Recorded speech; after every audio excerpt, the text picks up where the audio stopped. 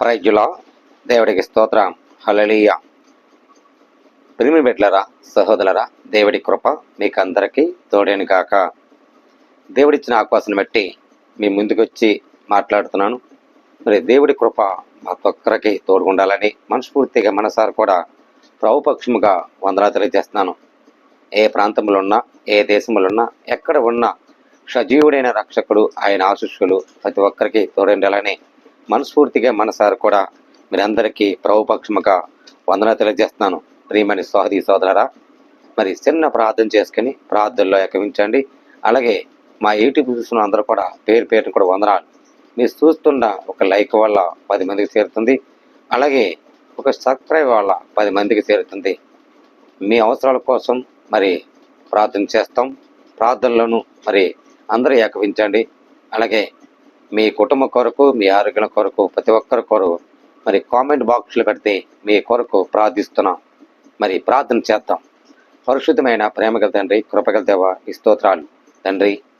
మంచి దేవుడా, సహాయం తీర్చేవాడా, మాతోని వాక్యంతో మాట్లాడే దేవుడు, ప్రకటించే దేవుడు, సహాయం ఇచ్చే దేవుడు, నీ కృప ఎప్పుడు తోడుండాలని మనస్ఫూర్తిగా మనసార కృపవ నీకు స్తుతి స్తోత్రాలు తెలియజేస్తున్నాం తండ్రి. నాయన అనేక దేశములు అనేక రక్షణ తెచ్చండి, సహాయం తెచ్చండి. ఎక్కడ నాయన పని చేస్తున్నారు, ఆ పని విషయాలు తోడుగా నీ రెక్కల చాట్లుగా సహాయం అందించమని యేసు నామమున తండ్రి, ఆమేన్. ప్రియమైన బిడ్డలారా, సహోదరులారా, మరి ఇక్కడ కొన్ని సత్యాలు మీకు ఇవ్వాలని ఆశపడుతున్నాను. ఎందుకనక మరి దేవుడు అందరితోనే ప్రేమించేవాడు, దేవుడు అందరినీ పలకరించేవాడు. ప్రతి ఒక్కరిని ప్రేమించాలని, పలకరించాలని మనం చక్కగా మరి ఉండవలసిన మార్గంలో ఉండాలి. ఎలా ఉండాలి, ఏ రకంగా ఉండాలి, మన ఈరోజు కొన్ని సత్యాలు మీకు నేర్పించే విధానం జాగ్రత్తగా వినండి. నోటిలో ఉండకూడదు మాటలు. ఎలా ఉండకూడదు? నోటి మాటలు, మన విధానము నోటి మాటలు, మన చేసే ప్రవర్తన మాటలు, మన చేసే విధాన మాటలు, నోటి మాటలు చాలా చక్కగా మనం భద్రత ఉంచుకోవాలి. ఎందుకనక ఇలాంటి మాటలు మరి ఇక్కడ ఈ వాక్యంలో రాయబడగానంటే గర్వం మాటలంట. చాలా మంది చూడండి, గర్వించే విధానం ఉంటారు. గర్వం అంటే వాళ్ళకి తెలియదు. వాళ్ళకి తెలియకనే గర్వంతో మాట్లాడతారు. కారణం మరి అధిక ఉండొచ్చా గర్వము, ఇలా సహకారం ఉంచే గర్వము, లేక నిశాయిస్థితులు ఉండే గర్వము, ఇలాగ గర్వముతో ఉండే మనుషుల కోసం మరి చూస్తున్నాం. ఈ వాక్యం ఏదో తెలుస్తుందంటే నోటిలో ఉన్న మాటలు చాలా జాగ్రత్తగా మీ భద్రత ఉంచుకోండి. గర్వ మాటలు చాలా జాగ్రత్తగా ఉండాలి. ఇక్కడ మరి ఒకటి సమయంలోకి వెళ్తే అక్కడ చిన్న మాట ఉంది, మీకు చెప్పాలని ఆశపడుతున్నాను. ఒకటి సమయంలోను మరి సమయంలో అక్కడ ఉన్న చిన్న మాట ఉంది, గర్వ మాటలు. మరి ఈ గర్వ మాటలు ఏంటి, మన ఏంటి ఇందులో ఎంతగా ఉంది రాయబడింది అని మనం గ్రహిస్తే ఈ వాక్యం ప్రకారంగా మన ఉండే దేవుని పరిశుద్ధ లేకపోతేనే మన గర్వం వస్తుంట. దేవుని పరిశుద్ధ ఉండాలి. పరిశుద్ధుని వాళ్ళు ఏం చేస్తారండి? గర్వం మాట్లాడతాయా? రావు. జీవితం ఎలా నడిపించాలో, జీవితం ఎలా కొనసాగించాలో ఇవని దేవుని పరిశుద్ధ ఉన్న వాళ్ళే తెలుసుకుంటారు. మరి దేవుని పరిశుద్ధ లేనివని ఏం చేస్తారని గర్వము, అహంకారము, అబద్ధమలట ఇలాగ నేర్చుకుంటారు. ఇవి నేర్చుకుంటా ఈ బైబిల్లో ప్రకారముగా మనం పాటించాలి. బైబిల్ ప్రకారం ఏం చెప్తుందంటే మరి మొదటి సమయాలు 2 అలాగే 3వ వచనంకి వెళ్తే అక్కడ మాట చూడండి. యెహోవా నా ఆనంద జ్ఞానమునకు దేవుడు, అనేక క్రియలకు పరీక్షించేవాడు. ఇంకను ఎంత గర్వముగా మాట్లాడుకుంటున్నావు. ఇక్కడ ఏముందంటే దేవుడంట ఆనంద జ్ఞానం కావాలంట. ఈ రోజుల్లో ఆనంద జ్ఞానం ఎక్కడ ఉందండి? ఆనంద జ్ఞానం లేదు. దేవుడు అయితే ఆయన క్రియలు పరీక్షిస్తున్నాడట. నీలో జ్ఞానం ఉందా? పరీక్షించుకో. ఎలా పరీక్షించుకోవాలి? ఇక్కడ అదే 2వ వచనంకి వెళ్తే యెహోవాయే బట్టి పరిశుద్ధ దేవుడు ఒక్కడు లేడు. ఎవరు ఉన్నారండి? పరిశుద్ధ దేవుడు ఉన్నాడు, కానీ మన హృదయంలో ఉన్న పరిశుద్ధ దేవుడు ఒక్కడు కనపడతలేదు. నువ్వు తప్ప మరి ఏ దేవుడు లేడు అని మన అనాలంట. ప్రభువా, నువ్వు తప్ప ఏ దేవుడు, నువ్వు దేవుడు వంటివి ఆశ్రయదుర్గమై అని మనం ఉండాలి. ఈ రోజుల్లోనూ మనం దేవుడు కనికరించే దేవుడు, ఆయన సమాధానపరిచే దేవుడు ఉంది. ఇక్కడ ఏముందంటే ఇంకా అంతగత గర్వముగా మాట్లాడుకుంటున్నావి. గర్వపు మాటలు నీ నోట రానవ్వండి. ఈ రోజుల్లోనూ జీవితాలు కూడా ఎలా ఉంటున్నాయంటే గర్వం, గర్వంతో నలిగిపోతున్నారు, గర్వంతో లాడలాడిపోతున్నారు, గర్వముతోనూ కుటుంబాలు పాడైపోతున్నాయి, గర్వముతోనూ ఇచ్చవిచ్చగా వాళ్ళ నోటి మాటలు ఎలా పడుతున్నాయంటే తెలుస్తలేదు. ఎందుకంటే ఈ వాక్యం రాయబడిందంటే ప్రకృతి నుండి విరుకాలకు ఓడిపోతున్నావు అంటే ప్రకృతి ఈ రోజుల్లో ప్రకృతి చాలా ఇష్టవిచ్చగా ఉంటుంది.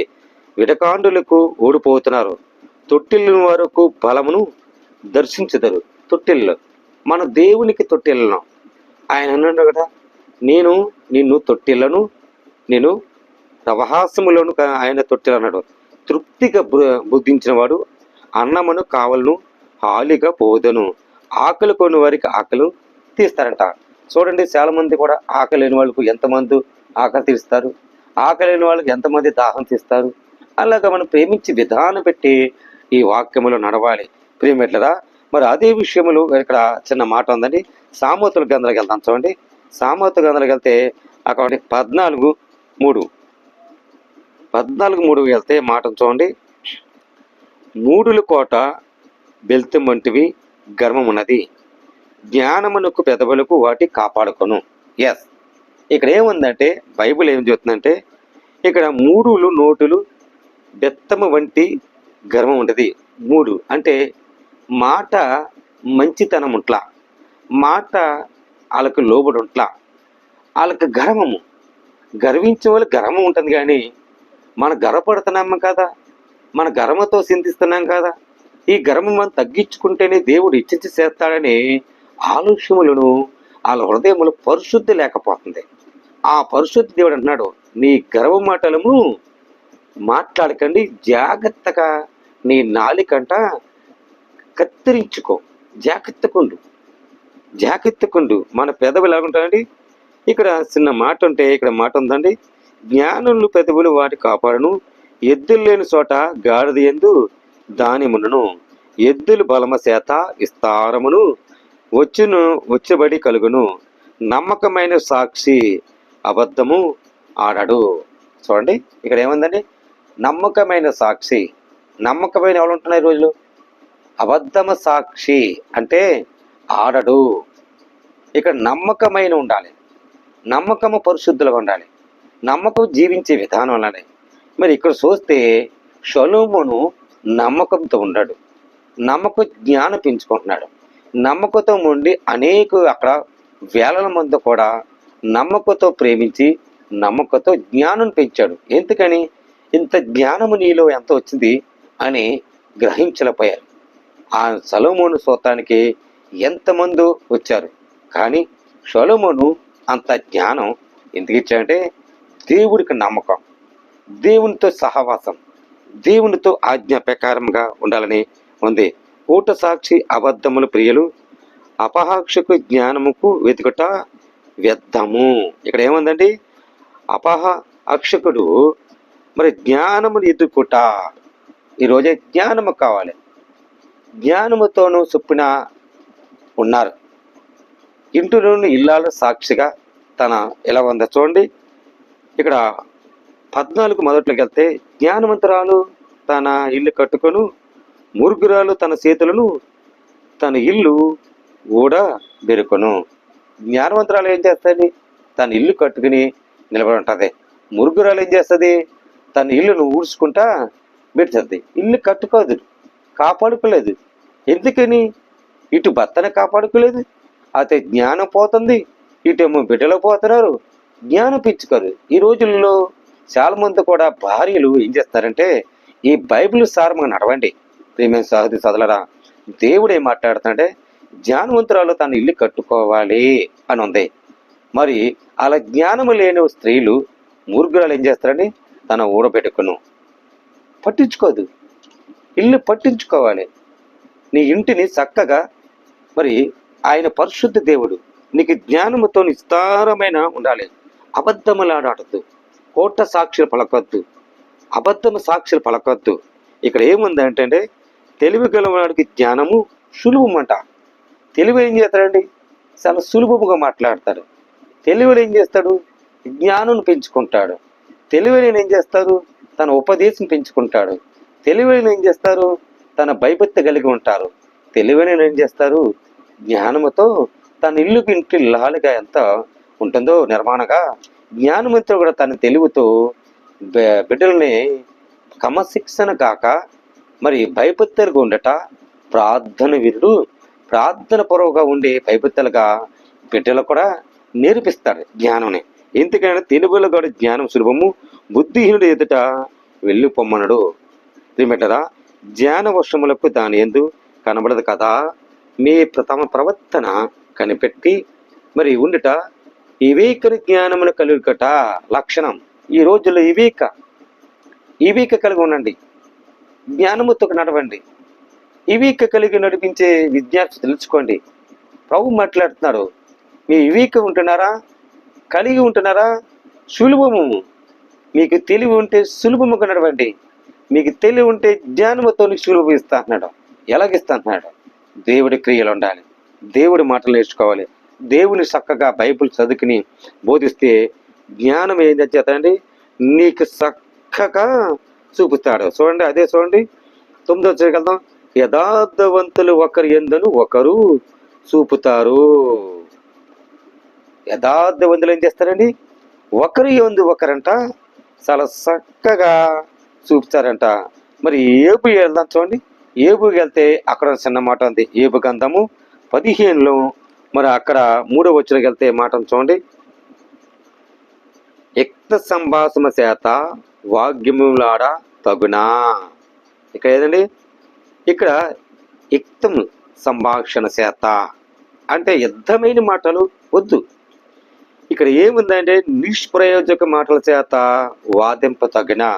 నిష్ప్రయోజకం, పనికిరాని మాటలు నిష్ప్రయోజకం. మరి యుద్ధమైన మాటలు కాదు, నీ పనికొచ్చే మాటలు. మనకు దేవునికి మాటలు నేర్పించాలి. ఎలా నడిపించాలి? మన నోటి మాటలంట చాలా జ్ఞానముతో పెంచుకోవాలంట.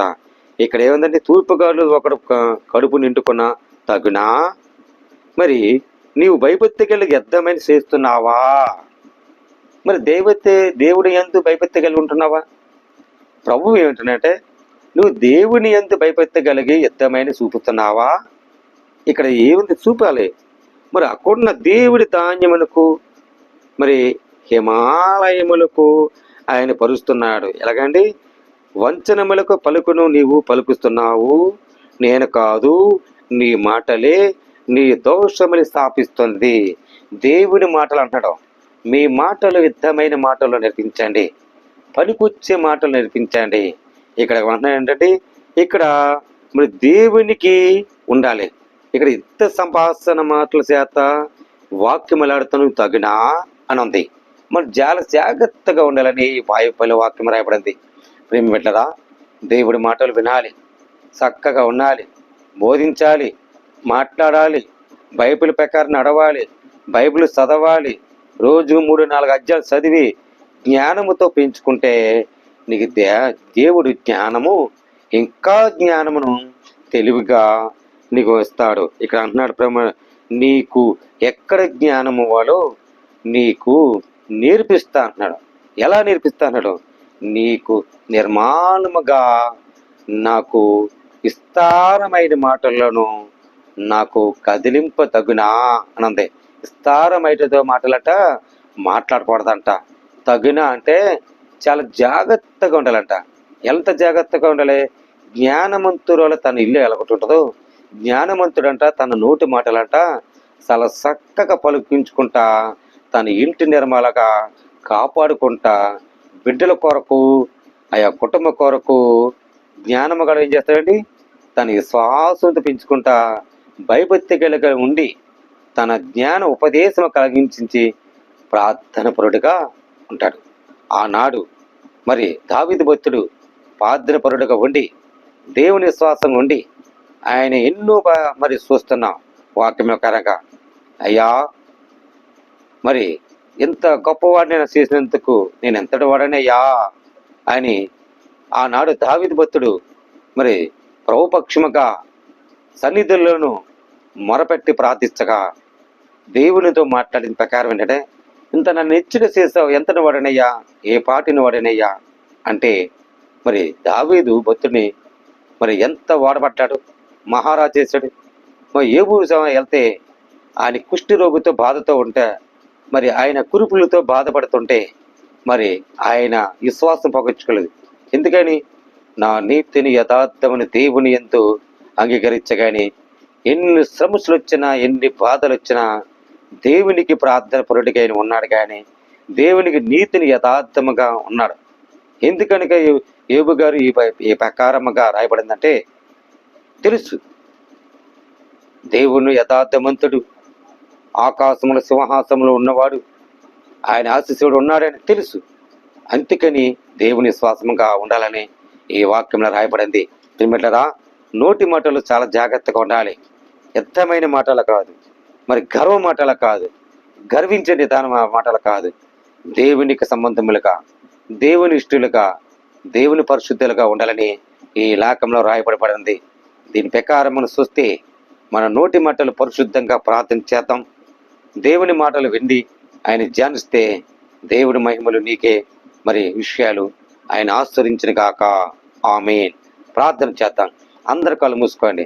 పరిశుద్ధమైన ప్రేమగల తండ్రి, కృపగల దేవానికి స్తోత్రాలు. నాయన, నోటి మాటలు మనం ఉండవలసిన మాటలు నేర్పించా తండ్రి. ఈ వాక్యముతో ఎవరుంటున్నారు వాళ్ళందరినీ ప్రేమించి నీకు సాక్ష్యం నిలబెట్టకని నీ స్వరం నడిపించే విధానం బట్టి ప్రార్థిస్తాం.